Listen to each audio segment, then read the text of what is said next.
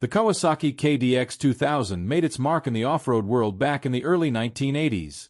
Known for its rugged build, responsive handling, and energetic two-stroke engine, it quickly became a favorite among trail and enduro riders. With a perfect blend of speed and agility, the KDX stood out as one of the most respected dirt bikes of its time. Production lasted until 2006, but its legacy still lives on. During its run, the KDX200 gained a loyal following for its reliability and simplicity. Its 198 cubic centimeters two-stroke engine, paired with long travel suspension and a lightweight frame, made it great for both beginners and experienced riders. Even after it was discontinued, it remained popular in the used market, supported by active fan forums and riding communities. Many continued to hope for a comeback, though the idea seemed far-fetched, until now.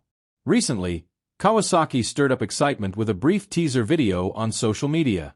The clip featured real comments from fans asking for the return of two-stroke bikes and ended with a message, "We heard you." It sparked rumors that the KDX200 might be making a comeback.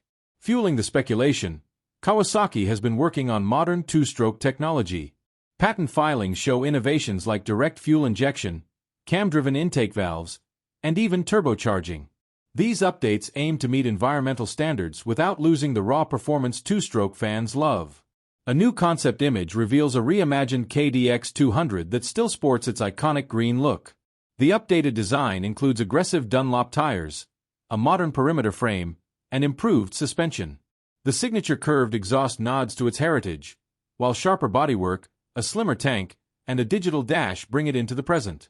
Lighter ergonomics suggest better control and handling. If Kawasaki moves forward, this could be a bold return to the lightweight enduro class, and a dream come true for fans old and new.